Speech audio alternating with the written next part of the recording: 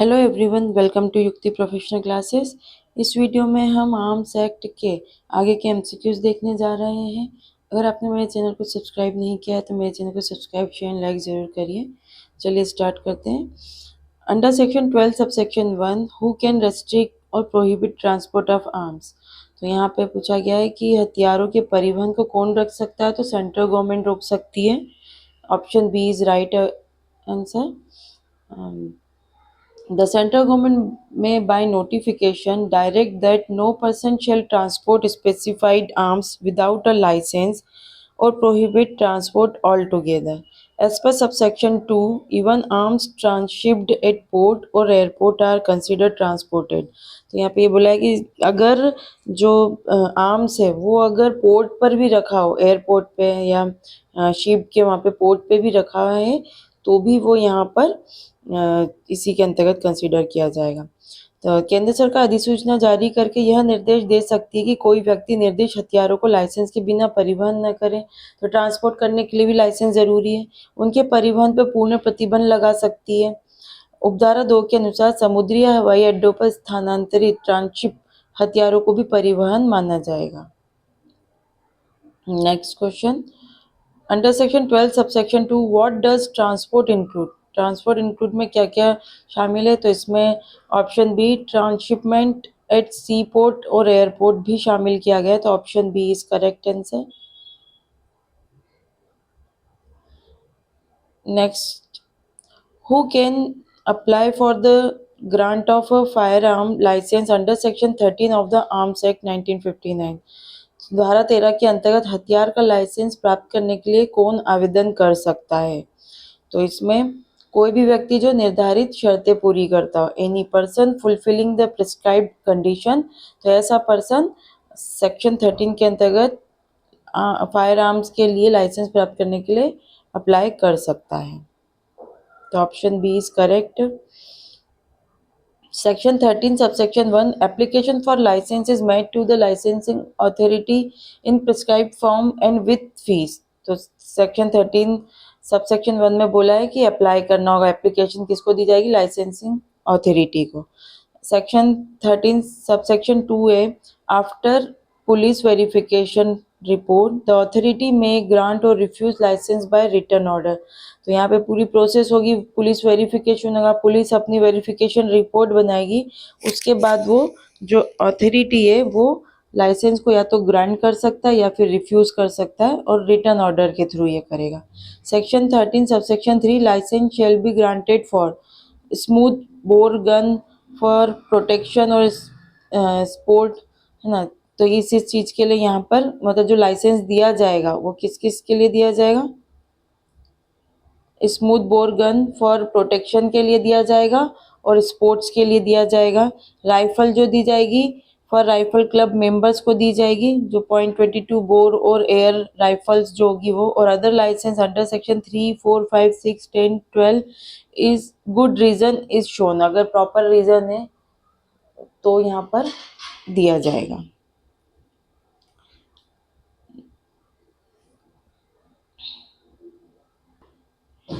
Next है under which condition must the licensing authority refuse to grant a license. तो किन परिस्थितियों में जो लाइसेंसिंग प्राधिकरण है, अथॉरिटी है, वो लाइसेंस देने से कब मना कर सकती है। तो कब मना कर सकती है? If the person is of unsound mind, तो इस केस में मना कर सकती है। ठीक है। If the person has less property, तो ये कोई ग्राउंड नहीं हुआ। If the person belongs to another state, अगर दूसरे स्टेट में भी हो ये भी कोई ग्राउंड नहीं। तो right option A is correct answer. तो सेक्शन 14 ग्राउंड्स बताता है। Section 14 subsection 1A must refuse license for prohibited arms और एम्यूनेशन। तो जहाँ पे आर्म्स को ही प्रोहिबिटेड कर रखा है, एम्यूनेशन को अगर सेंट्रल गवर्नमेंट ने, तो उसके लाइसेंस भी ऐसे लाइसेंस को देने से रिफ्यूज किया जाएगा। Section 14 subsection 1B refusal if, अब किस क्या क्या रिफ्यूजल किया जाएगा? Person prohibited by law, law के द्वारा प्रोहिबिटेड किया गया तो उसको नहीं दिया जाएगा। अनसाउंड माइंड है, अनफिट फॉर लाइसेंस और लाइसेंस देने के लिए उपयुक्त व्यक्ति नहीं है, तो इन ग्राउंड पर उसको रिफ्यूजल किया जाएगा। तो ए वाले क्लास में तो क्या है कि जो प्रोहिबिटेड आर्म्स ही है तो वो देने से रिफ्यूजल होगा। दूसरा कि कोई पर्सन अगर लॉ के द्वारा प्रोहिबिटेड है, अनसाउंड माइंड है या अनफिट है लाइसेंस के लिए तो नहीं दिया जाएगा। फिर सेक्शन 14 सबसेक्शन 1 क्लॉज बी का सेकंड पॉइंट बोलता है फॉर पब्लिक सेफ्टी और पीस के लिए नहीं दिया जाएगा। सेक्शन 14 सबसेक्शन 2 में बोला license can't be refused just because the person is poor. इस आधार पर रिफ्यूज नहीं किया जाएगा कि वो गरीब है ना, तो ये कोई ग्राउंड नहीं होगा। Section 14 subsection 3 reasons for refusal must be recorded in writing, तो ये राइटिंग में लिखा जाएगा। इसका जो रीजन रिफ्यूजल का कारण जो है वो राइटिंग में होगा।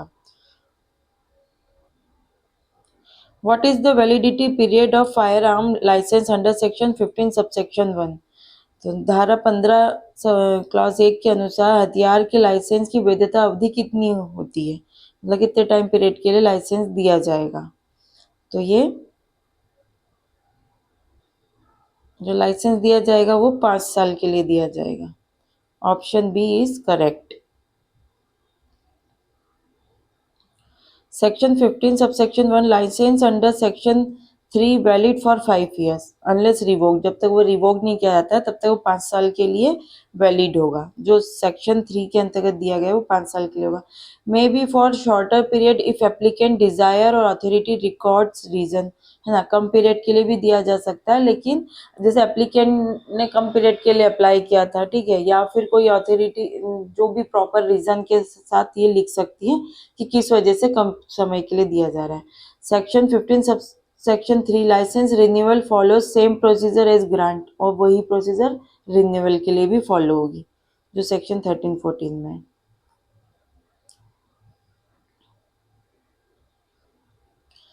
Next question, who prescribes the fees and condition for fire arm licence?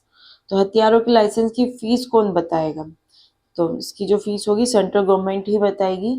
इसके जो क्योंकि इस एक्ट से रिलेटेड जो भी रूल्स बनाना है, जो भी प्रोहिबिशन लगाना है, जो भी टर्म्स एंड कंडीशन लगाना है, सेंट्रल गवर्नमेंट ने ही किया है।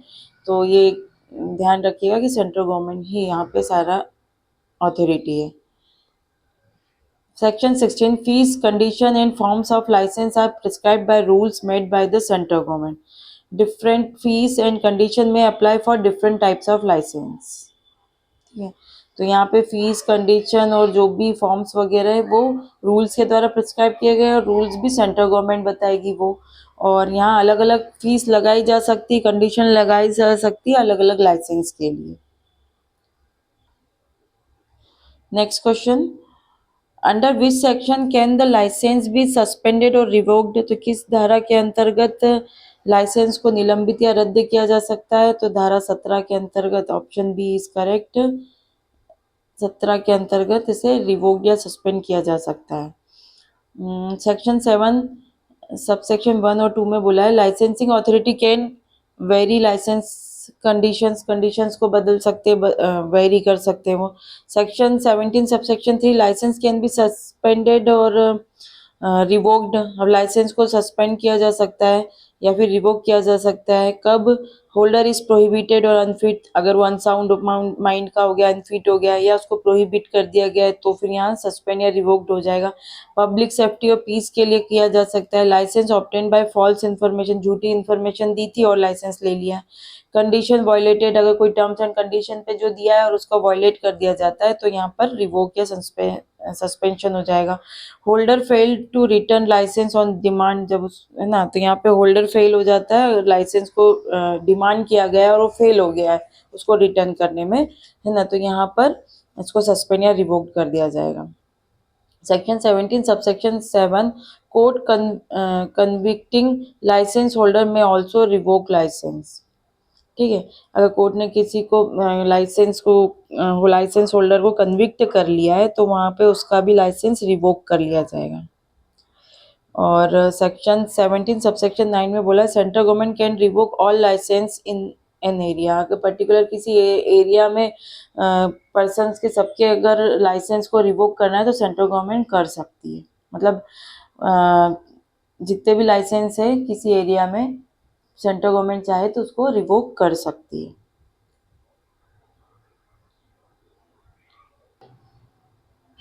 Next question, what is the remedy if persons firearm licence is refuse और रिवोक्ड?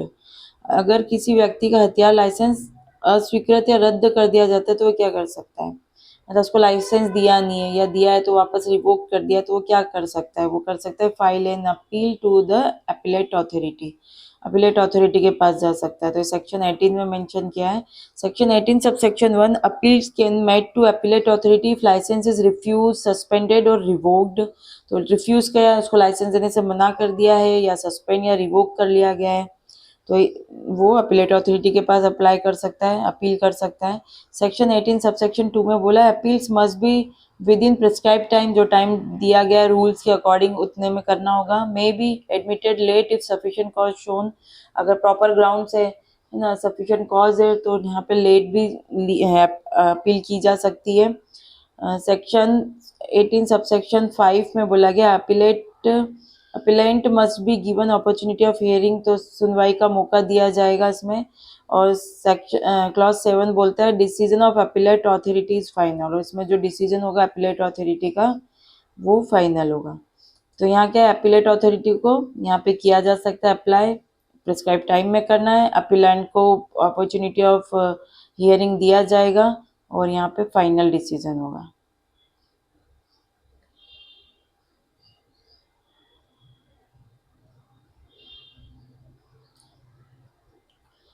नेक्स्ट है, which authority can demand the production of a fire arm licence from any person carrying arms और ammunition? कौन सा अधिकारी किसी भी व्यक्ति से जो हथियार या गोला बारूद लेके जा रहा है लाइसेंस दिखाने की मांग कर सकता है? मतलब कोई व्यक्ति जा रहा है, उसके पास पाया गया कि कोई फायर आर्म है ना, तो यहाँ पर कौन बोल सकता है दिखाने के लिए? तो यहाँ पे जो दिखाने के लिए बोल सकता है एनी पुलिस ऑफिसर और officer empowered bye central government, तो कोई भी पुलिस अधिकारी या केंद्र सरकार द्वारा अधिकृत अधिकारी बोल सकता है कि लाइसेंस दिखाइए। सेक्शन 19 सबसेक्शन 1, 2, 3 में बोला है एनी पुलिस ऑफिसर और officer specially empowered by the central government can demand production of a fire arm licence from anyone carrying arms, जो भी रखता है अपने पास उसको लाइसेंस दिखाने के लिए बोल सकता है। पुलिस ऑफिसर कोई भी हो सकता है और सेंट्रल गवर्नमेंट ने इम्पावर किया वो officer. If the person fails to produce it the officer may seize the weapon and ask for name and address, अगर वो दिखाने से मना करता है, वो लाइसेंस नहीं दिखा रहा है, तो ऑफिसर क्या कर सकता है, उसको सीज कर सकता है उसके वेपन को, है ना। और इफ द रिफ्यूजेस और गिव्स फॉल्स डिटेल, अगर रिफ्यूज किया है या फिर कोई झूठी डिटेल दी गई है तो the officer can arrest without warrant, तो यहाँ पे उसको ऑफिसर बिना वारंट के गिरफ्तार कर सकता है। तो कोई पुलिस अधिकारी या केंद्र सरकार द्वारा अधिकृत अधिकारी किसी व्यक्ति से लाइसेंस दिखाने की मांग कर सकता है। यदि वह व्यक्ति लाइसेंस नहीं दिखाता या नहीं बता पाता है कि उसे बिना लाइसेंस हथियार रखने का अधिकार है तो अधिकारी हथियार जब्त कर सकता है और नाम पता पूछ सकता है। नाम पता न बताने या झूठा बतलाने पर बिना वारंट गिरफ्तारी की जा सकती है।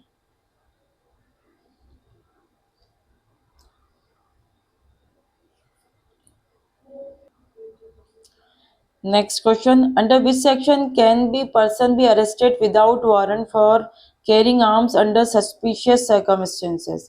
किस धारा के अंतर्गत संदिग्ध परिस्थितियों में हथियार ले जाने पर बिना वारंट गिरफ्तारी की जा सकती है? मतलब कुछ ऐसे सर्कमस्टेंस है, सस्पिशियस है, जिस पर संदेह हो रहा है, ऐसे सर्कमस्टेंसेस है और उसके अंतर्गत हथियार ले जाने वाले व्यक्ति को क्या बिना वारंट गिरफ्तारी की जा सकती है। ये सेक्शन 20 में मेंशन है। सेक्शन 20 में बोला गया है कि if anyone is found carrying और transporting arms in a suspicious manner suggesting unlawful intent, any magistrate, police officer, public servant और railway aircraft vehicle employ may arrest him without warrant and seize the arms. तो देखो यहाँ पे ना section 20 में बोला है बिना वारंट के कौन कौन गिरफ्तार कर सकता है, सस्पिशियस कंडीशन है, मैनर में है, ठीक है। मजिस्ट्रेट कर सकता है, पुलिस ऑफिसर कर सकता है, पब्लिक सर्वेंट कर सकता है, रेलवे एयरक्राफ्ट व्हीकल एम्प्लॉय जो है वो कर सकते हैं, अरेस्ट कर सकते हैं बिना वारंट के भी, और सीज कर सकते हैं उसके आर्म्स को। यदि कोई व्यक्ति इस तरह से हथियार या गोला बारूद ले जाता हुआ पाया जाता है जिससे ये संदेह हो कि वह अवैध उद्देश्य के लिए इस्तेमाल होगा, तो कोई भी मजिस्ट्रेट, पुलिस अधिकारी या सरकारी सेवक उसे बिना वारंट गिरफ्तार कर सकता है और हथियार जब्त कर सकता है।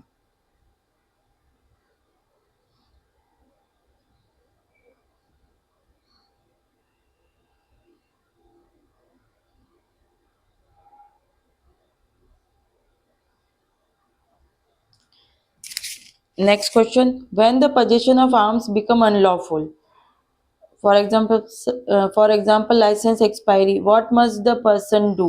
जब हथियार रखना अवैध हो जाए, जैसे लाइसेंस समाप्त हो जाए ना, और उसके बाद वो रख रहा है तो अवैध होगा, तो व्यक्ति को क्या करना चाहिए? तो उसको क्या करना होगा? Deposit the weapon with police और लाइसेंस डीलर, तो हथियार पुलिस या लाइसेंसधारी व्यापारी को वापस जमा करना होगा। तो सेक्शन 21 सबसेक्शन 1 to 6 तक बोला है, if license expires is revoked or possession becomes illegal for any reason, the person must deposit the arms with, किसी भी रीजन की वजह से वो उसका मतलब खत्म हो गया, रखने का अधिकार खत्म हो गया, तो क्या करना चाहिए? नियरेस्ट पुलिस स्टेशन में जाए, डिपॉजिट कर दे, लाइसेंस डीलर को दे दे, या unit Armori if armed forces member है तो उनको यहाँ पे जमा करना होगा। Arms not reclaimed or legally disposed of within the prescribed time may be forfeited to the government। अब अगर आर्म को वापस नहीं दिया जा रहा है लीगली या प्रॉपर समय में प्रिस्क्राइब टाइम में नहीं दिया जा रहा है, तो गवर्नमेंट उसको फॉरफिट कर लेगी, जब्त कर लेगी। Before forfeiture the person must be given 30 days notice to show cause, और ऐसा फॉरफिचर करने से पहले पर्सन को 30 days नोटिस दिया जाए, मतलब शो कॉज नोटिस दिया जाएगा कि क्यों नहीं वो जमा कर रहा है, इसका कारण बताने के लिए। यदि लाइसेंस की अवधि समाप्त हो जाए या निरस्त हो जाए तो व्यक्ति को हथियार निकटतम पुलिस स्टेशन, लाइसेंसधारी व्यापारी या यूनिट आर्मरी यदि सशस्त्र बलों का सदस्य हो में जमा करना चाहिए। यदि निर्धारित समय में हथियार वापस नहीं लिया गया या भेजा नहीं गया तो वह सरकार के कब्जे में चला जाता है। जब्ती से पहले व्यक्ति को 30 दिन का नोटिस दिया जाता है।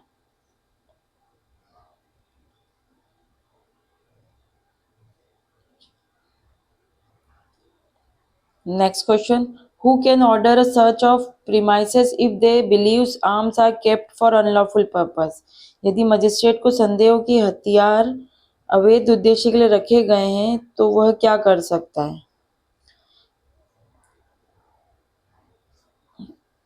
तो वो order a search and seize the arms, तलाशी का आदेश देकर हथियार जब्त कर सकता है। यहाँ पे पूछा हु कैन ऑर्डर, तो यहाँ मजिस्ट्रेट ऑर्डर कर सकता है ना। अगर उसको लग रहा है अनलॉफुल पर्पस के लिए आर्म्स रखा है तो वो क्या आदेश दे सकता है? Order a search and seize.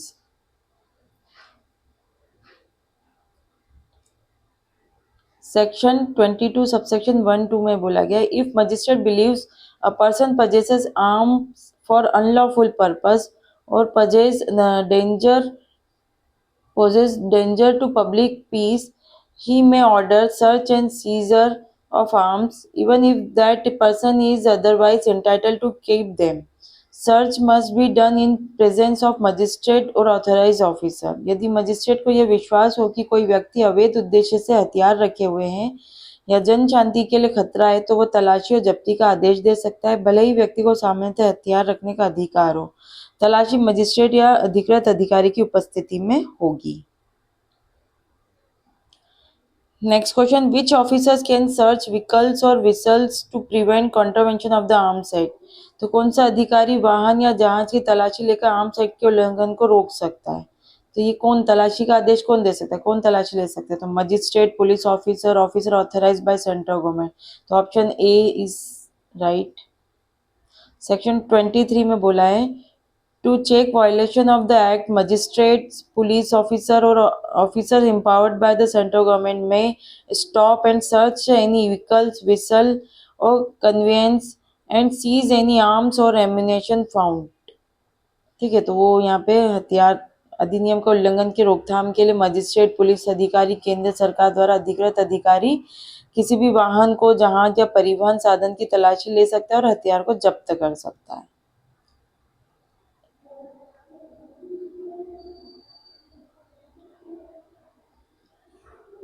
Next question, who can order scissor of arms even from a person legally possessing them.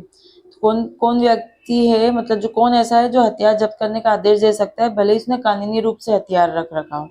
तो यहाँ पर ऐसा सेंट्रल गवर्नमेंट कर सकती है, अगर ना सेंट्रल गवर्नमेंट सीजर का ऑर्डर दे सकती है। Section 24. The central government may order the seizure of any arms or ammunition, even from those legally holding them, if it thinks necessary for public peace or safety. It may detain them for any period it deems necessary. तो केंद्र सरकार किसी भी व्यक्ति से हथियार जब्त करने का आदेश दे सकती है, चाहे वो व्यक्ति उसे कानूनी रूप से रखता हो, यदि ये मतलब पब्लिक सेफ्टी के लिए, लीगली है, सुरक्षा के लिए ना, शांति सुरक्षा के लिए, तो सेंट्रल गवर्नमेंट जब्त कर सकती है। ये धारा 24 सेक्शन 24 में मेंशन किया है। और केंद्र सरकार हथियारों को आवश्यक अवधि तक निरुद्ध रख सकती है, ये भी बोल सकती है कि इतने टाइम पीरियड तक नहीं दिया जाएगा, इतने टाइम पीरियड तक यूज नहीं करना है ना, तो ये सेंट्रल गवर्नमेंट कर सकती है।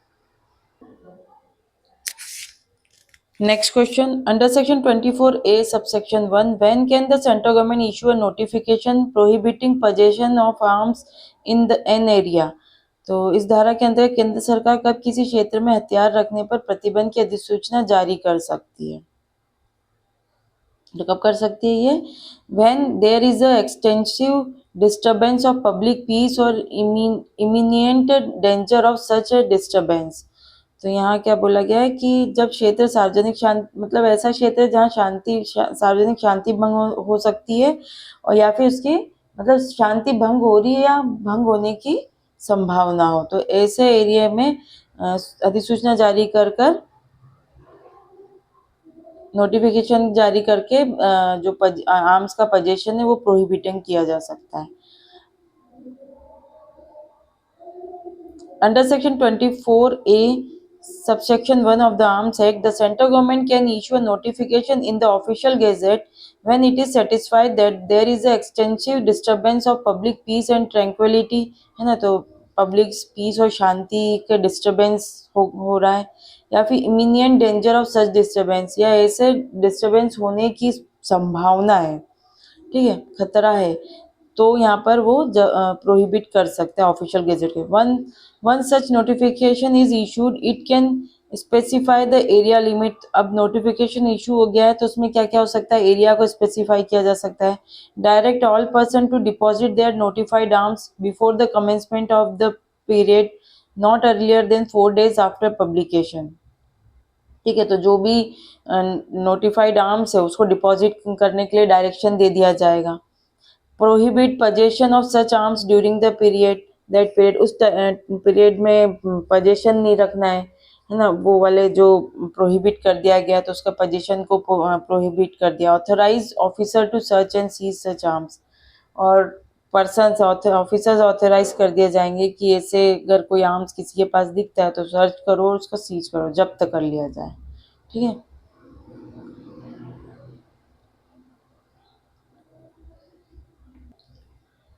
Next question, what is the maximum initial period specified in notification under section 24A subsection 2? तो इस अधिसूचना में निर्दिष्ट अधिकतम प्रारंभिक अवधि कितनी होती है? तो ये अवधि जो है 90 दिन की है।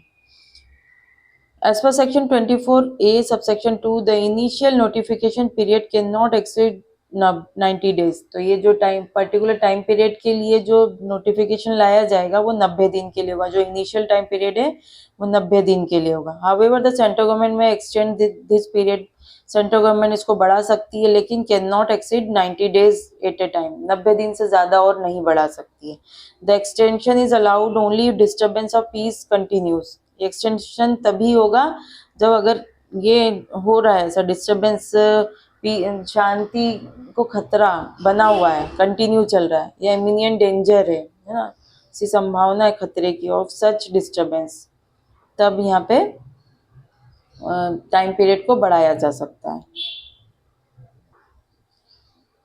Next question, under section 24A subsection 1D, who can be authorize to conduct search and seizure in disturbed area. अब डिस्टर्ब्ड एरिया जो है, अशांत क्षेत्र है, उसमें सर्च और सीजर करने का आदेश कौन दे सकता है? तो any officer subordinate to central और स्टेट गवर्नमेंट। तो केंद्र या राज्य सरकार के अधीनस्थ अधिकारी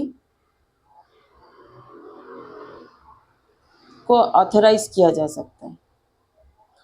As per section 24A, subsection 1D, the central government may authorize any officer subordinate to it. तो सेंट्रल गवर्नमेंट ऑथराइज कर सकती है उसका कोई भी सबऑर्डिनेट ऑफिसर को और स्टेट गवर्नमेंट को सर्च करने के लिए और सीज करने के लिए, है ना, किसी भी पर्सन, प्रीमाइसेस, व्हीकल, एनिमल, है ना, इन सब में सर्च करे और उसको जो नोटिफाइड आर्म्स है उसको जब्त करने, डिटेन करने के लिए नोटिफाइड पीरियड के लिए कह सकती है। चलिए आज के लिए इतना ही, मिलते हैं हम नेक्स्ट वीडियो में। Thank you.